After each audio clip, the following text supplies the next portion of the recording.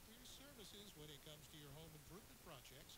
There's one name you can trust. Brothers Services, Maryland's most recommended remodeling company. Visit their new showroom in Annapolis Town Center and let them help create your next dream kitchen, bath, and more. Brothers Services, it's your home done right. And in the newsroom, here's Chuck Marcus. Thanks, Neil, and good evening.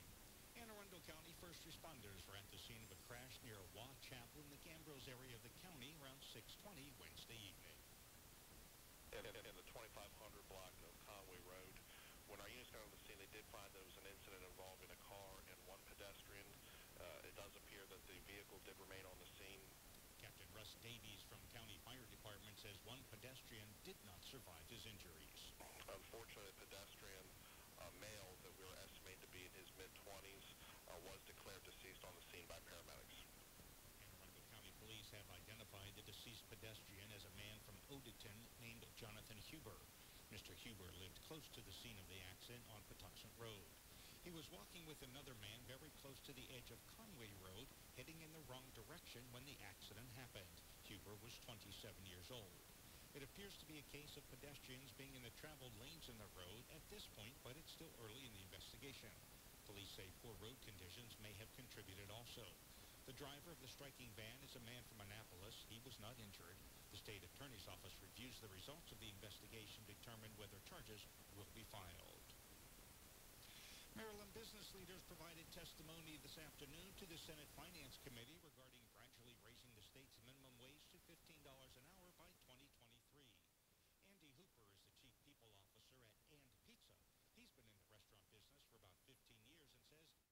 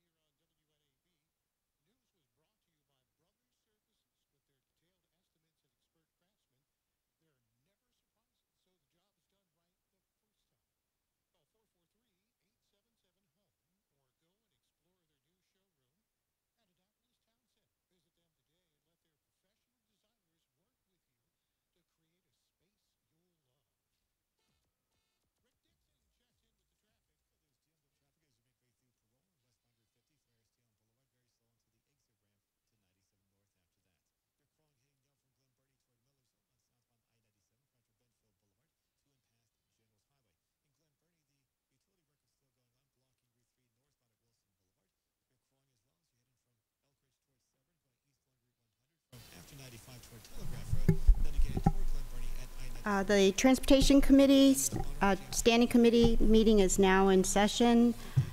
First on the agenda is approval of the,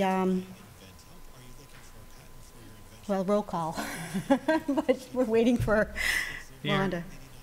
I have on my left Alderman Rodriguez, and soon Rhonda will be here, and we'll make a record of that when she gets here. Approval of the agenda as noted. You want to make a motion to approve the agenda? So moved. Thank you. And approval of the minutes from the last meeting. Oh, okay. Oh, okay. All in favor of approval of the agenda? That's yes. Aye. Agenda approved.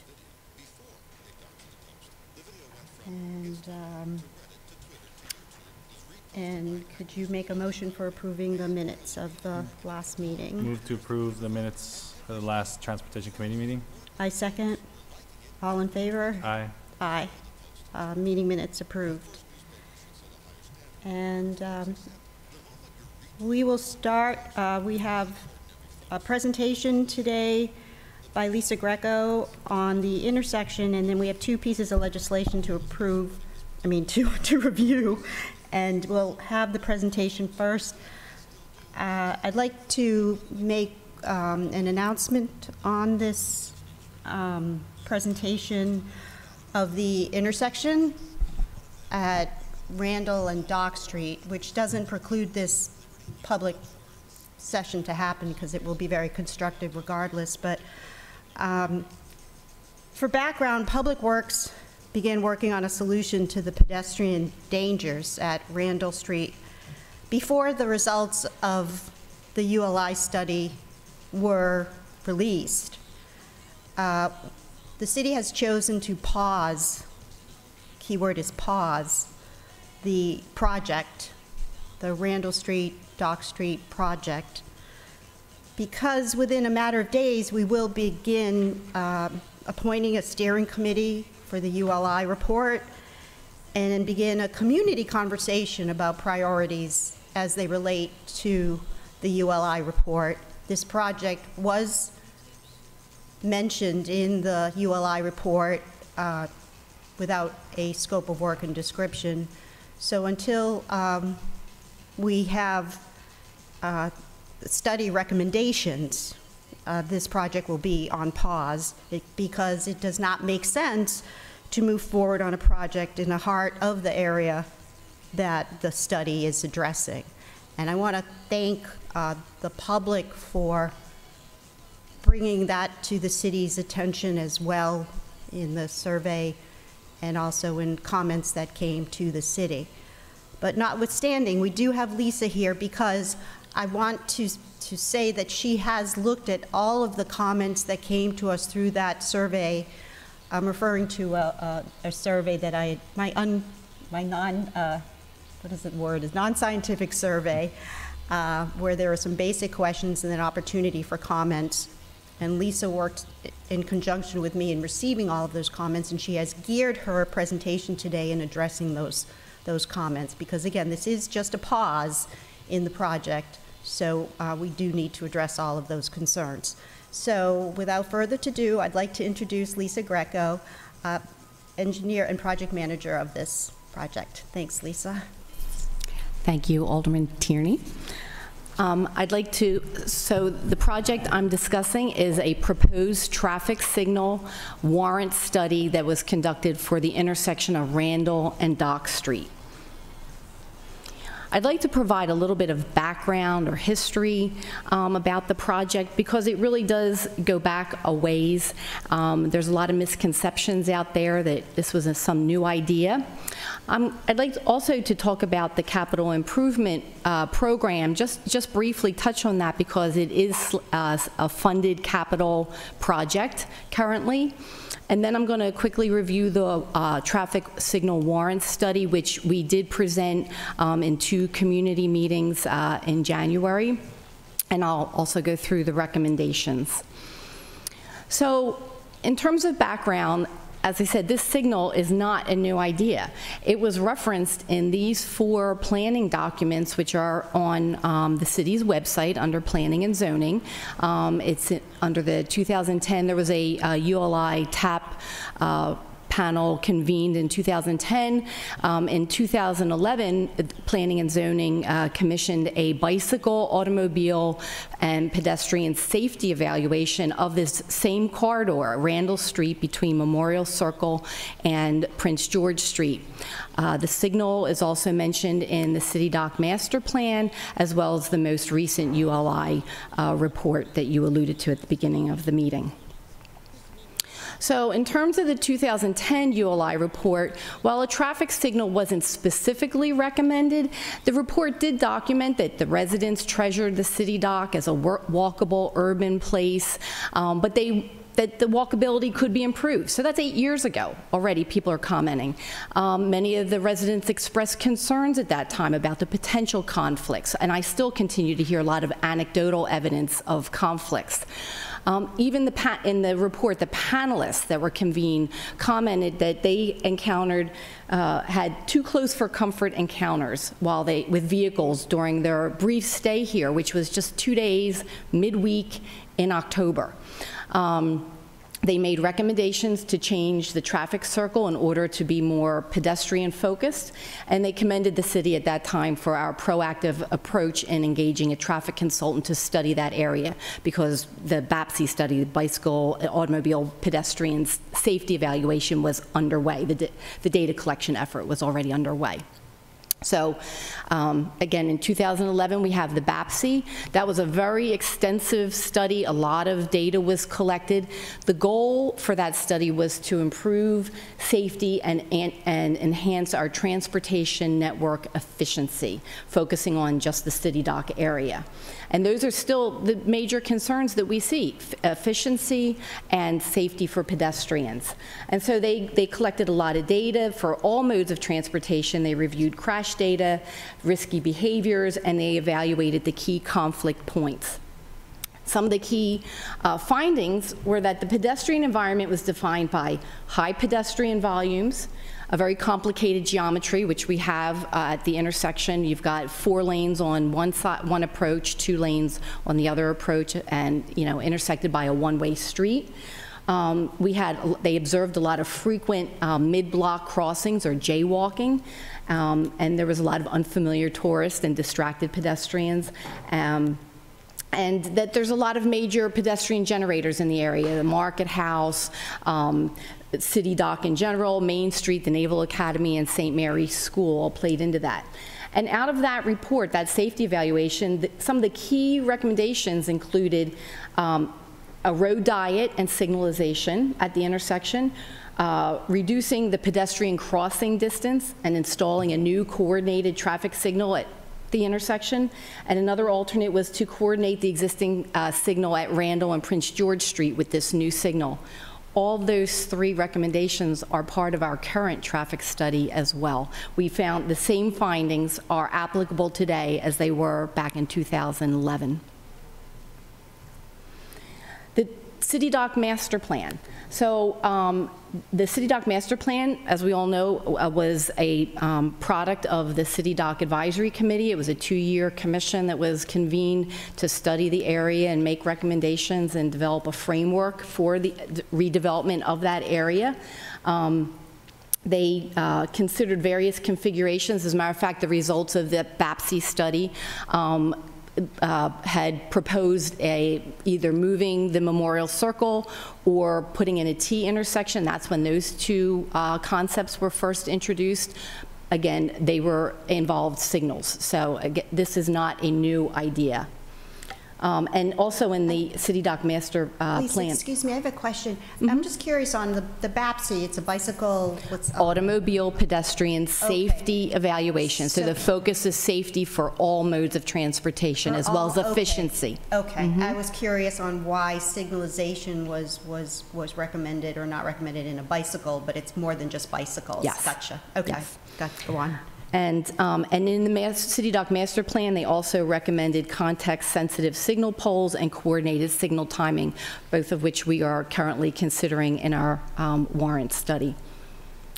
And then the most recent ULI report that just came out, this is taken verbatim from the report. They had recommended pedestrian strategies that included ensuring a safe and convenient pedestrian crossing between Main Street, Compromise Street, and City Dock, and also to undertake analysis of a signalized intersection at Randall and Dock Streets and at Compromise and Main.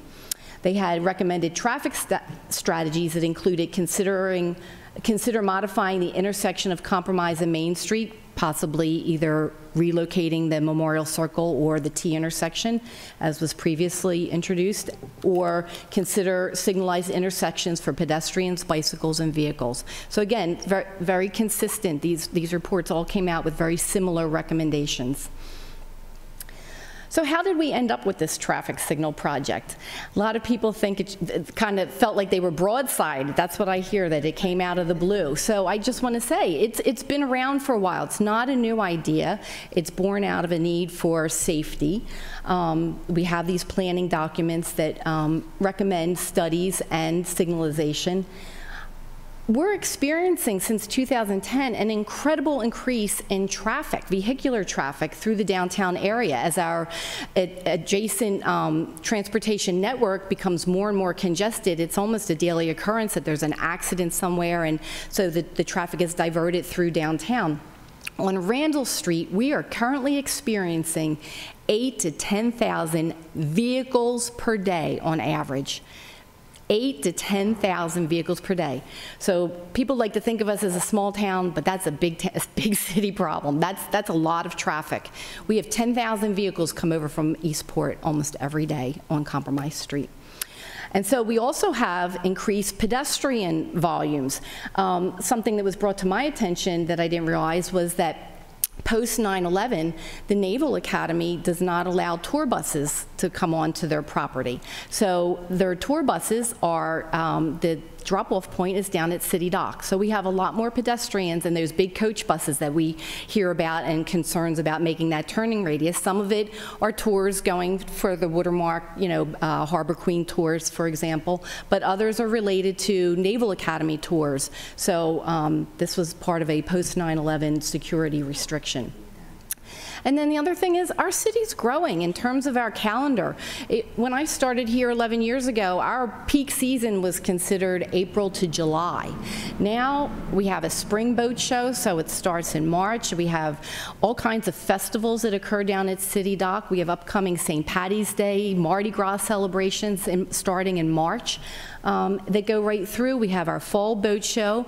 And now we have a very vibrant holiday shopping season that occurs down here. So there's a lot going on downtown, which has contributed to the increased pedestrian volume. And I receive complaints and concerns about pedestrian safety frequently. So this project is, as I said, a capital improvement project. And a lot of people were surprised by that. So I just very briefly want to touch on the process. The capital improvement program is developed, it starts with a capital working committee that's comprised of members from each department in the city, Public Works, the fire department, transportation, and we all come with our capital projects. Public Works, for example, is in charge of all the utilities and infrastructure for the city, paving, roadway, sidewalk, facilities. And we come with projects, we review what needs doing each year, and we come forward with them, and we discuss them, all the departments, and we rank them. There's a ranking system based on, is it a regulatory mandate? For instance, the city just received an MS4 stormwater permit, so any projects related to stormwater are going to have a high ranking because it's regulatory required. Is it a health and safety issue? Does it benefit a large portion of the city or just a small community? So they're ranked, and then at the end of this process, which is over several months and numerous meetings, we send on our recommendations of capital projects to the steering committee. The steering committee was comprised of the Public Works Director, Finance Director, City Manager, and then they further vetted it and made their recommendations on to the mayor. And then the final part, the mayor's budget process, part of that is this capital improvement program. That's just one piece of it, which then goes, the whole budget goes before council, is reviewed and approved. So we received funding for this particular project as part of the fiscal year 19 through fiscal year 24 CIP process. Yes. Related to that, and this is a question that, you know, we've received, is how does, it can be an approved line item in the budget, but how does it move up into, like, we're going to do this one now, or we're going to do this one now? What is the decision process? Well, for instance, this particular project was funded in fiscal year 19. The funds become available July 1st, the beginning of the fiscal year, and projects get assigned, and then we start moving them forward. So in that case, we started the warrant study. So Sabra and Associates, the traffic consultant, was hired to do the study. That was the beginning of the process to confirm that the signal was in fact warranted. So it's not a matter of a project moving up so much as what the dollars are appropriated and defined for that year? Yes, and this year yes. Some projects don't get funding right away. So the traffic signal study, as I said, we looked at a whole corridor, and in particular the two intersections of Randall and Dock and Randall and Prince George Street. And the study, there were goals, we had a defined scope, findings and recommendations, which I'll report to you. And some of the photos there, I'd just like to point out some of the crazy activities going on. We see a lot of pedestrians crossing over towards Mission Barbecue. We have people with beer kegs walking down Randall Street. And you can see a lot of the stopped traffic gets caught in between crosswalks sometimes. And there's a lot of that stopping and starting. Some cars get caught in between the two crosswalks. So the goal for the current signal warrant study was to evaluate the need for a traffic signal, a new traffic signal at Randall and Dock Street, but also to look at other alternatives, stop control, geometric modifications, and also other traffic safety measures. So we looked at 5 different alternatives. The first being just a new signal at the intersection, no bump outs, which we call geometric modifications, just a new signal and retaining the signal at Prince George Street. The second alternative was a new signal at Randall and Dock with the bump outs, and also retaining the signal at Prince George Street. And then the third alternative was a new traffic signal with a road diet. So the northbound Randall Street approach, that's the one that would be heading towards Gate 1 of the Naval Academy. Currently there's 4 lanes there. There's southbound traffic, and then there's a left turn through lane and a right turn lane.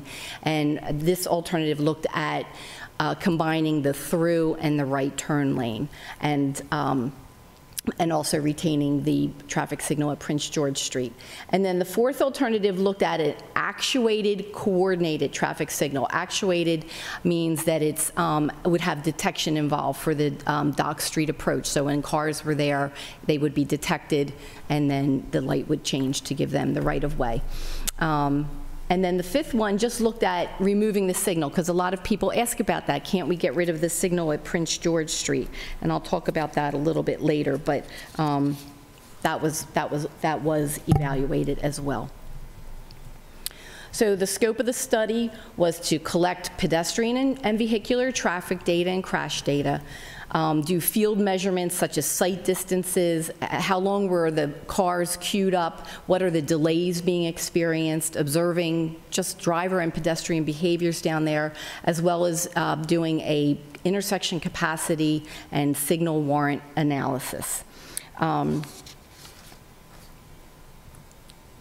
So these are some of the data results, which I find very interesting. So one of the requirements for collecting data is we don't allow them to collect it during our peak period because that would grossly skew the results into definitely needing a traffic signal. As you can imagine, and during peak season, I don't think anybody would say one isn't needed there. But it skews it. So we do it when school's in session. We want to see what's the impact of school, especially since we have multiple schools downtown, Annapolis Elementary and the St. Mary's Elementary and High School. And we like to do it we do an average weekday, not a Monday or Friday, midweek weekday, and also on the weekends. We look at that as well. And so this is the data that was collected on they pick a week. So you have no control over the weather. And these were the traffic volumes, which are on the left, the vehicular volumes and the pedestrian volumes. And you can see on a midday, I think it was a Wednesday, in October, we had over 1,200 pedestrians crossing that intersection during a 1-hour period during the lunch hour, from noon, like 12:15 to 1:15. Over 1,200 pedestrians. That's a lot of pedestrians. And at the same time, you've got conflicts. If you look on the left-hand side, the vehicular volumes, you've got 254 vehicles that are trying to go straight and northbound towards Gate 1. And you've got 163 coming southbound and 131 turning right into Dock Street. It's a lot of potential conflicts. This is the data that was collected for the Saturday of that week. And again, lots of even more vehicles, as you can see, 246 northbound vehicles, 169 vehicles in the right lane turning onto Dock Street, 241 going southbound. And in this case, we have 1,258 pedestrians just crossing between Middleton's and Mission Barbecue in a 1-hour period on a Saturday.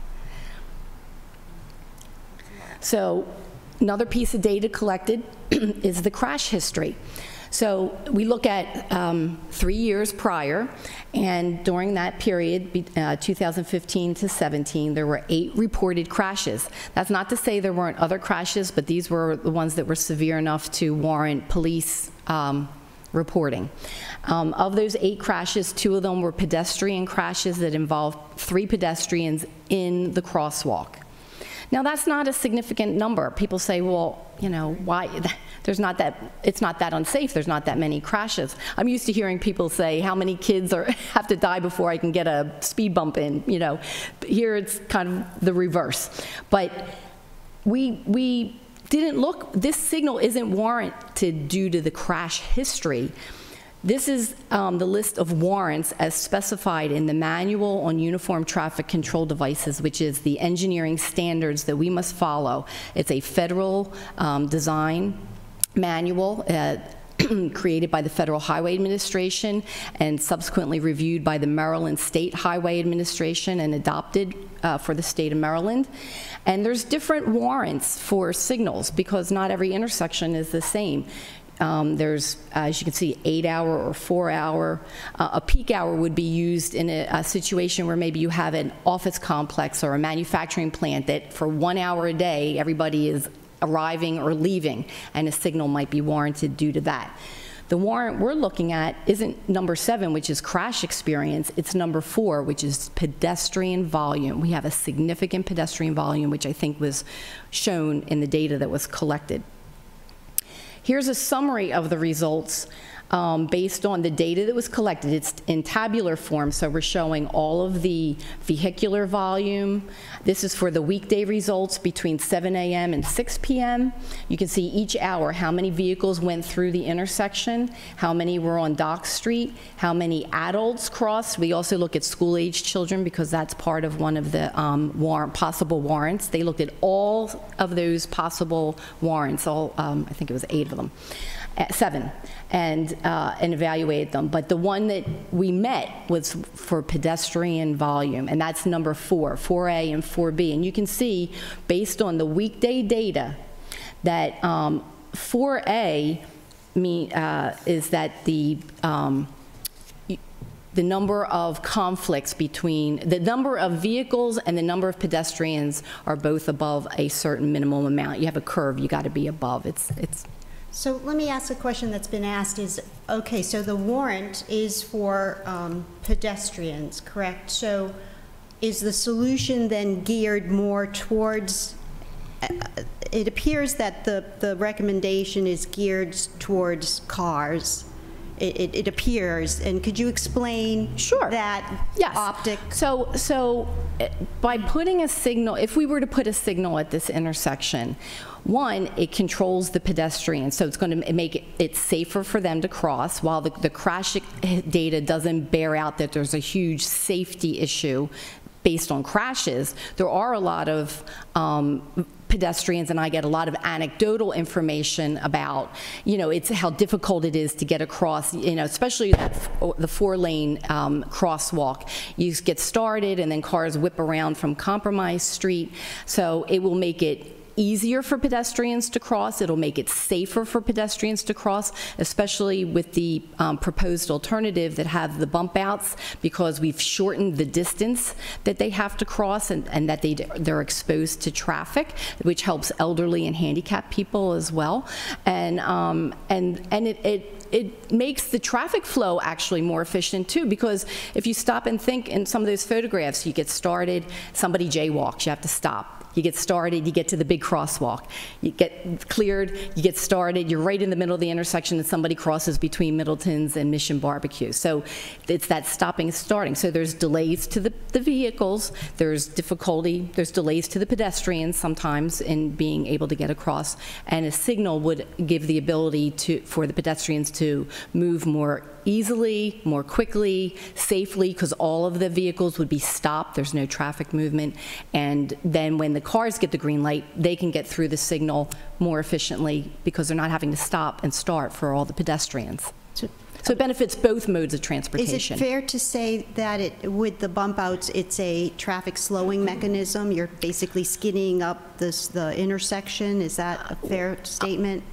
So bump outs are a means of traffic calming. It slows, but we're not seeing speeding down there. So speeding isn't an issue really. But mostly pause before turning is a safety thing. Yes. Yeah. So it slow down your right turners, and it shortens the distance. So with the bump out in front of, say, Mission Barbecue, and I have some drawings, it might be easier to talk about that later on. With a concept. Okay, yes.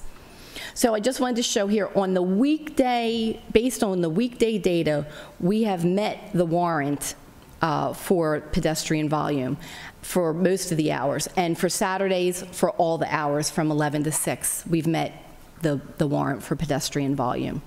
No surprise there. So the pedestrian volumes exceed vehicle volumes. Some of the findings were that the pedestrian volumes actually exceed the vehicle volumes during the weekday midday peak. That Randall and Dock Street operate from a vehicular standpoint at a level of service F, which is at failure. That means there's more than 50-second delay for the vehicles during the weekday mid-peak. So during lunchtime, cars are stuck down there as many pedestrians cross back and forth.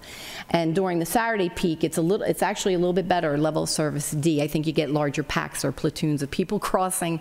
And so, based on warrant 4, a full traffic signal is warranted at this intersection. Now, as regards the other intersection at Randall and Prince George Street, we found that the intersection sight distance is not adequate for the vehicles to cross or turn onto Randall Street from Prince George due to the current geometry.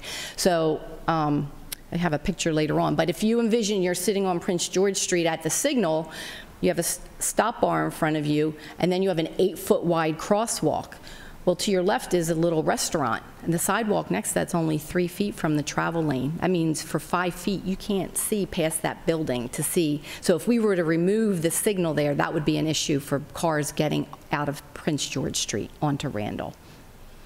This is just a bar graph to show what I had just previously stated. The red represents the pedestrians, the blue is vehicular traffic. This is the volume. So you can see on the left-hand side are the weekday volumes. The pedestrians way outnumber the cars during that midday period. And on Saturdays, for all periods, the pedestrians outnumber the vehicles. So the recommended alternative, this is kind of a conceptual drawing, this is what's being recommended. So this is the existing intersection with your 4 lanes on the south approach, and then 2 lanes on the north approach between Middleton's and Mission Barbecue, and then you have Dock Street is 2 lanes, and the entrance to Market Space is just a single lane, one-way in. And this shows the bump outs that are being proposed. So you can see, for example, in front of Mission Barbecue, we would, currently there's no parking there because it's a stop sign, and by state law you can't park within 30 feet of a stop sign. And there's, I believe, also a handicap space. So we're not taking up any parking with that bump out. But what the bump out does do is, as you can see, it shortens the distance because it gets the pedestrian out to the edge of the travel lane. And then we're proposing a channelized island there for the right turn. That serves several purposes. It shortens the crossing. So now the crossing, say from Market House, is across 3 lanes, and then you have just 1 more to get to the water side. Another thing it does is both the channelized island and the bump out in front of Mission Barbecue and the small one in front of Middleton's, we like to say creates real estate, because a traffic signal, we're going to have poles that we're going to have to install. There'll be single poles similar to the ones at Calvert and Bladen Street. They're not the mast arms that you see in larger cities that hang out over the street, and it won't be a span wire like we currently have at Prince George Street or, say, King George and Maryland or King George and College Avenue. These will be, you know, in line, context sensitive, and similar in design to the black street lights that already exist down at City Dock. This is a layout, that same intersection, and this shows in green are the bump outs again, and it also shows in red the location of the proposed traffic signal poles, and the larger arrows represent the signal head facing vehicular traffic, and the smaller arrows represent the signal heads for pedestrians. So the pedestrians will have separate signals that will control their movements as well. This is the existing Prince George Street, and as I had mentioned, that the signal needs to remain, as you can see, I think a little bit clearer up there on the, I don't know, but the little restaurant on the corner, you can see if you were sitting at the stop bar, you wouldn't be able to see past the building to see any oncoming traffic from City Dock, and that's the sight distance that it precludes us from removing that traffic signal. Can I ask a question on why the stop bar is where it is? But so by traffic engineering design standards, the edge of the travelway for Randall Street, that's as close as the crosswalk can get. So from the edge of the travelway back, our crosswalks are a standard 8 feet wide. That's required. And then your stop bar is typically 4 feet behind that. So you are 12 feet from the edge of Randall Street.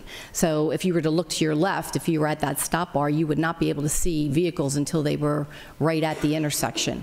And if they weren't required to stop because of the signal, you know, if the signal was removed, Randall Street would be in free flow until it got stopped from the new signal at Dock Street.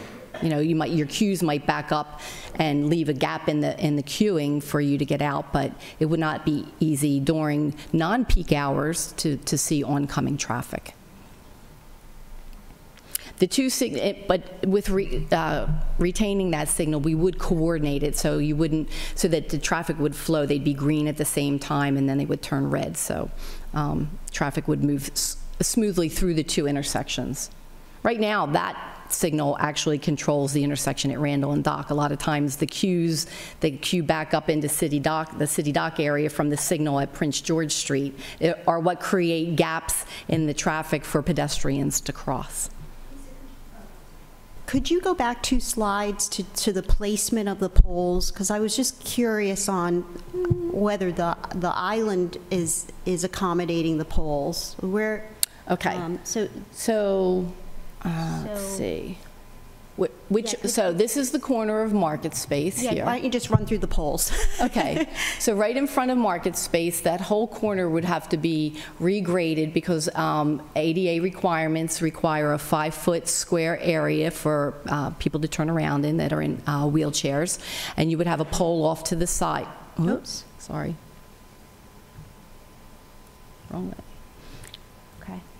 You'd have a pole off to the side there. So that would have a traffic signal that's facing traffic that's heading southbound on Randall Street, coming from Prince George, and it also, you can see, has a signal, the larger arrow facing over towards Dock Street.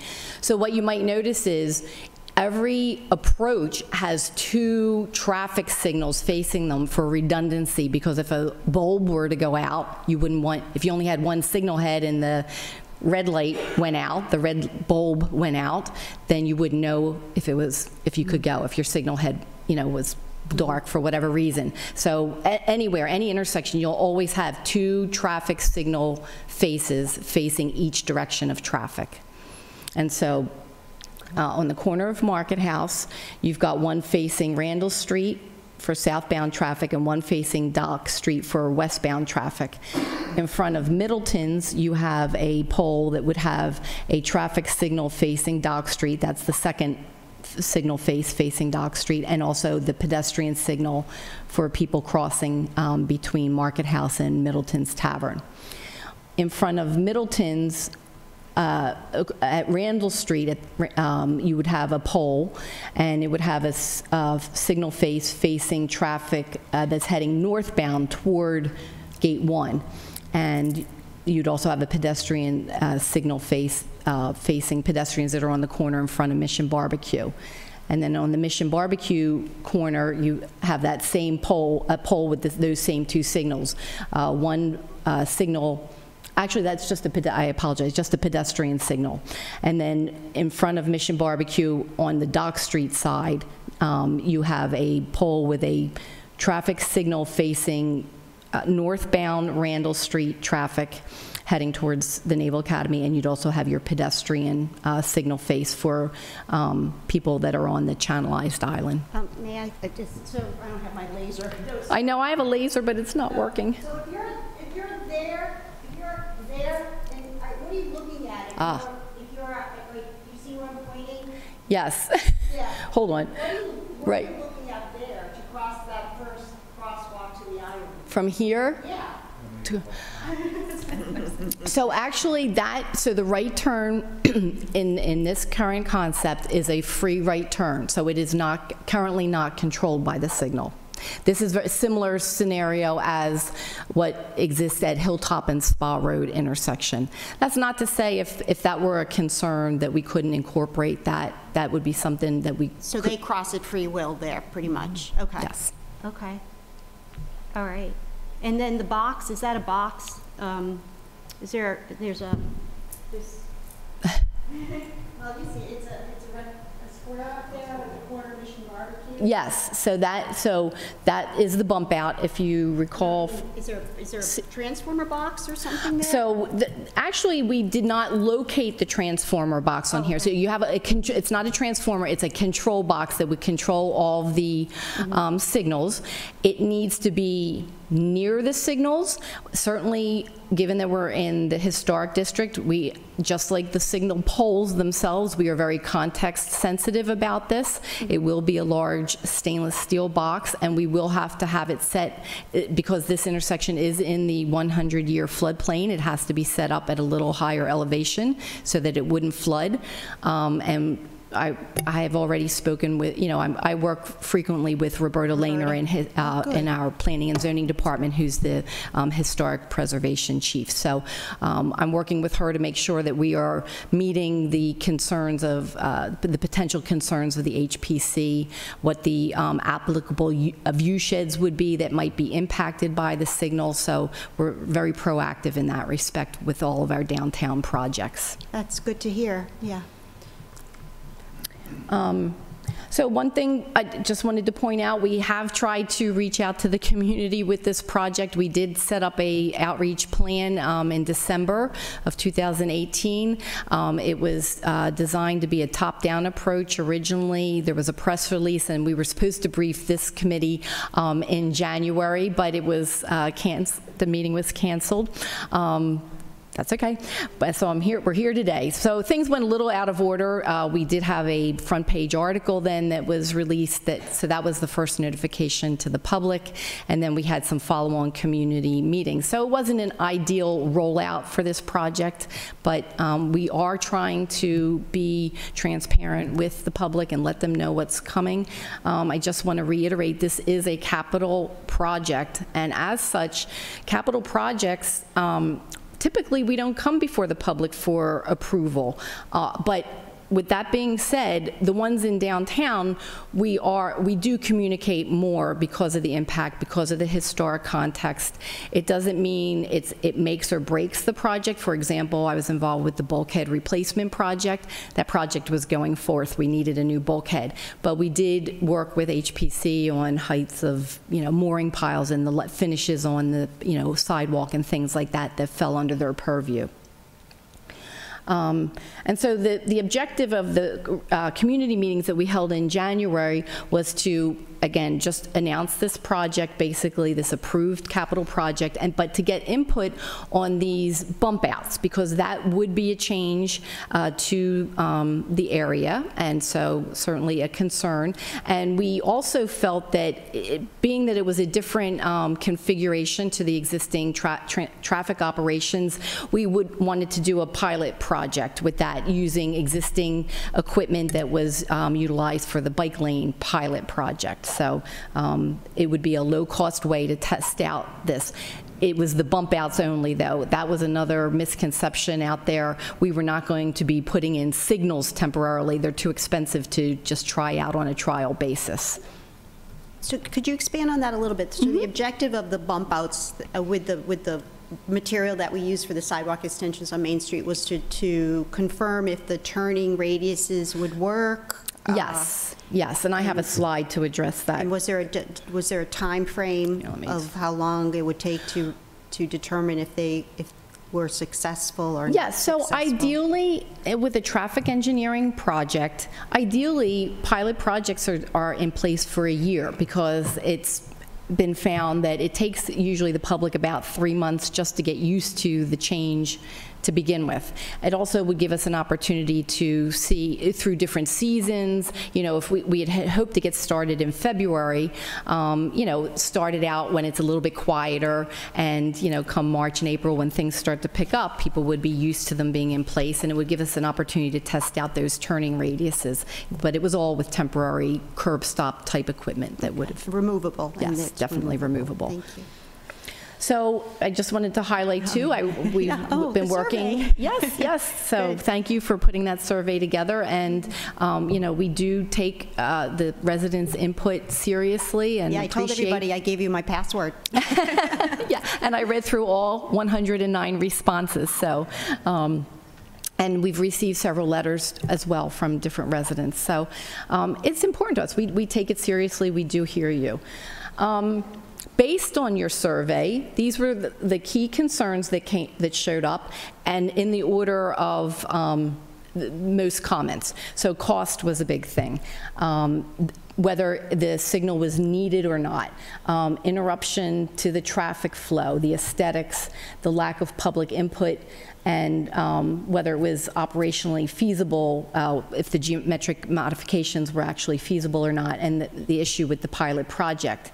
Some of the proposed solutions that were put forth were to use crossing guards at peak times, to restore the mid-block crosswalk, or to wait for redevelopment, which is really where we're falling. As you announced at the beginning of this meeting, that we are going to put this project on pause while the ULI study moves forward and assesses the, redevelopment potential.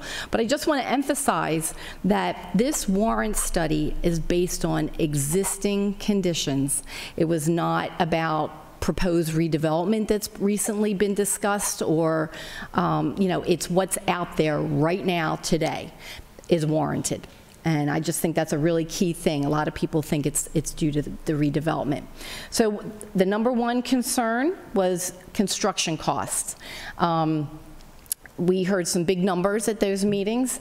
The first one, which was just a signal but without the grading modifications, was $150,000 to $200,000. The recommended alternative with the geometric modifications is significantly higher at $300,000 to $400,000. The one that had the road diet, which you would think would be cheaper, actually you have a lot of streetscape rebuilding to do, and so that ends up being a more expensive alternative.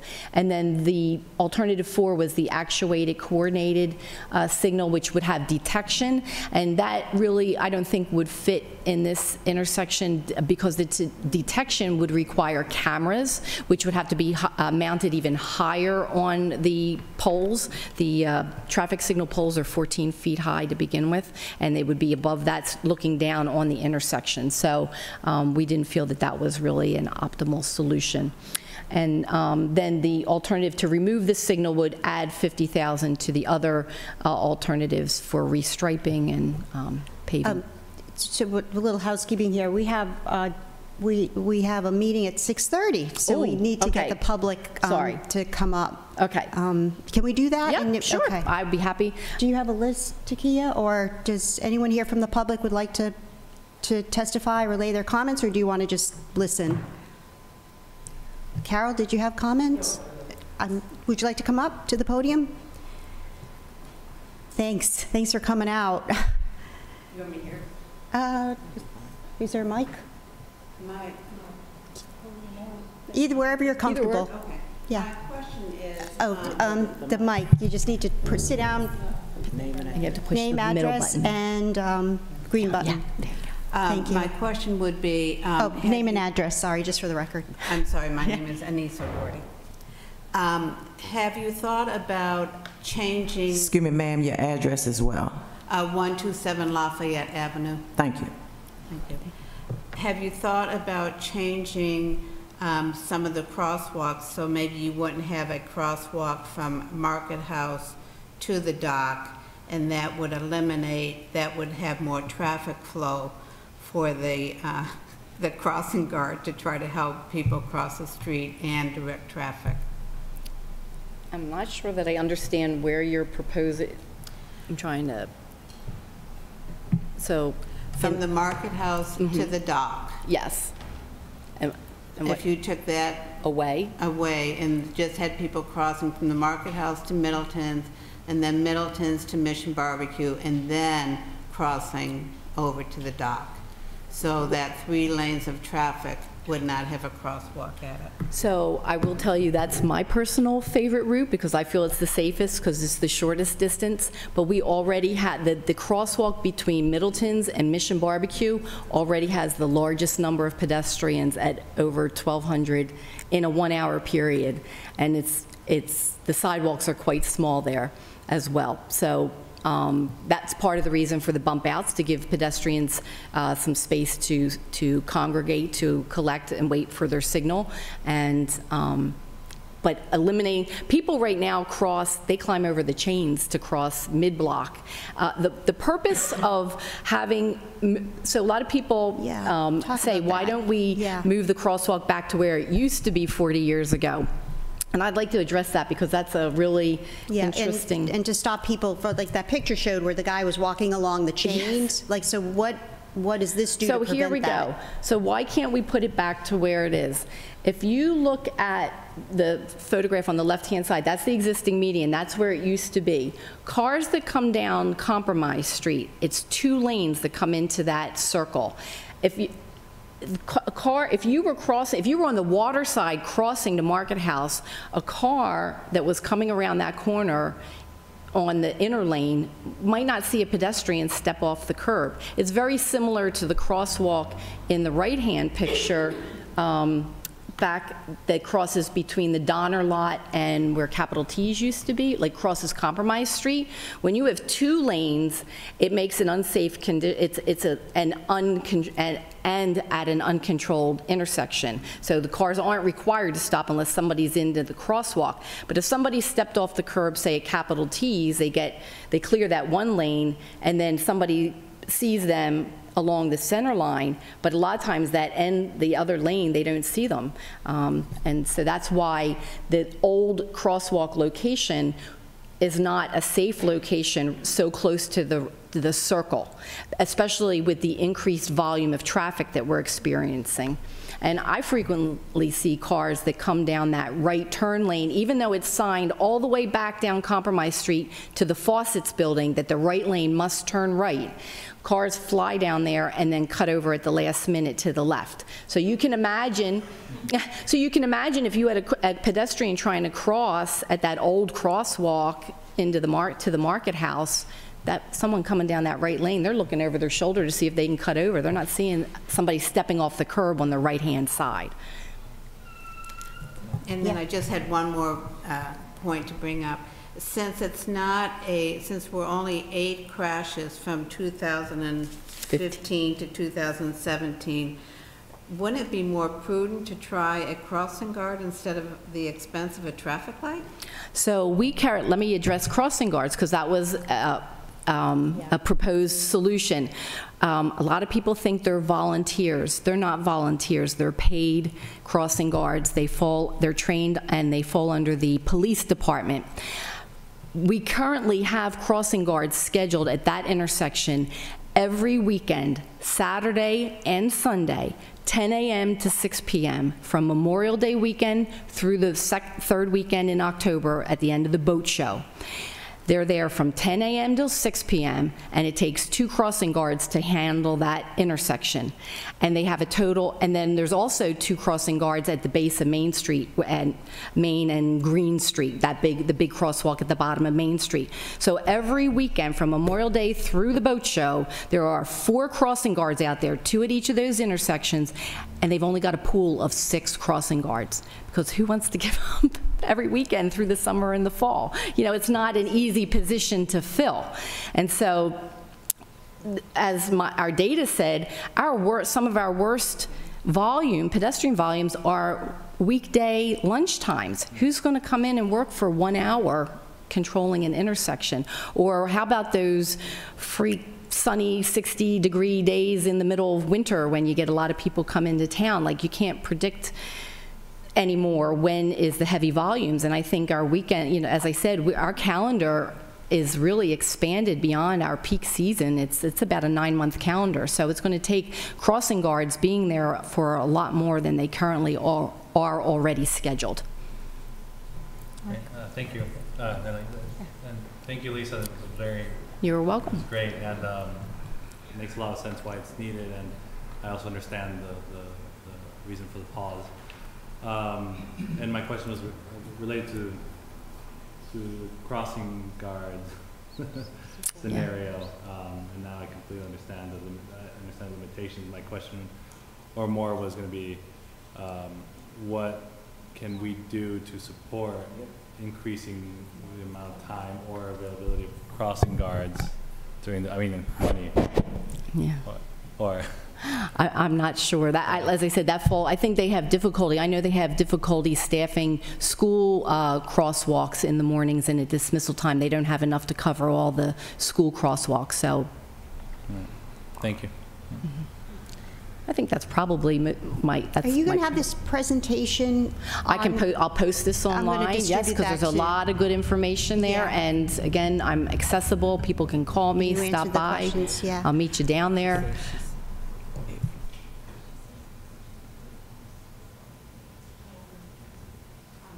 Is there anyone else from the public that would like to comment or ask a question? I know you came out.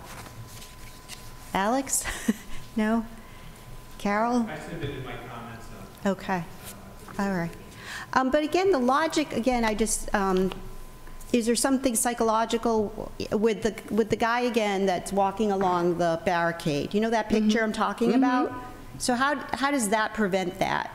And is that like, oh, there's an intersection, there's a defined crossing intersection up there, so I'm going to use it? Is that the mentality? So- do you know what I'm asking? Because that's what Not happens. quite. So what happens is there are what we picture call of it. there's 2 minutes. there's those desired crossings, you know, where people want to be able to just cross Well, that's what I mean. right away. They go to the circle. But it's not always the safest, and that's the purpose. First of all, that's the purpose of crosswalk markings, is to identify the location where we want pedestrians so to that's the cross. So you answers. would have, Yeah. you know, if it's not signalized, then you would have additional crosswalk signs to identify that a pedestrians cross here to bring visibility to it. Cities and municipalities are finding more and more we have to keep adding more and more equipment to bring visibility to crosswalks because of just poor driver, poor pedestrian behaviors. And so in the planning with ULI, et cetera, this is, if this were to be done, it would be synchronized to the Compromise Street, and what do you call that crosswalk? Two other intersections it would be synchronized with? Well, we're only proposing one new signal, so it would be synchronized, you know, coordinated with the existing signal at Prince George Street. Okay, and that, but if there was anything, if there was a T intersection, that Sure, kind of thing, yes, yeah. yes, it would, because of the close proximity to all those signals, they would have to be totally coordinated and synchronized in order for the traffic to flow properly. But I understand that being it prudent to do the bump outs, to see Yes. if it actually is viable. Right, You know. and we've even talked about different types of timing. That's the other beauty of this traffic signal, is that at night it could be put on flash. During our peak season, it could be a barn stance where all of the traffic is required to stop and people can cross diagonally if they want, which makes it more efficient. We wouldn't want to actually put striping down, like crosswalks diagonally across, because then it adds more signal. You need signal heads for each crossing thing. But you could have it where the timing was changed to reflect peak periods versus non-peak periods, nighttime. A lot of our signals in town go on flash from 11 to 6. Okay. All right, I guess we have to come to a conclusion. We tried to squeeze you in here because of the postponements and Thank you. the meeting that wouldn't happen. So thank you for coming out, and I'll post this and send it out, at least at a minimum, to my constituents and Ward 1 Residents Association. Thank you so much, Lisa. And if you send it to Ms. Let's Green, make a motion she'll to postpone make the it a part of the legislation minutes. review. Okay, great. Thanks so motion much that? for being patient, understanding I think it's 2 pieces of through our legislation. foibles. I'll move to postpone the 2 items of legislation on the agenda till the next meeting. Second. Oh, No, I'm sorry, Okay. go ahead. Okay. Yeah, okay. All in favor? Aye. aye. think Move to that's- adjourn. Snow shoveling and the definition.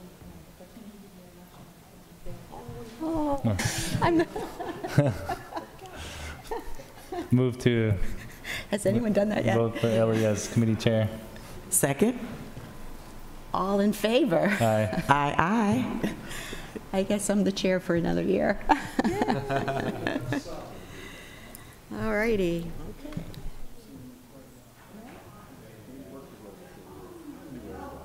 Where's Fred? Move to adjourn. Move to adjourn. Move to adjourn. Second. All in favor? Aye. Meeting adjourned. All right. I think we made a lot of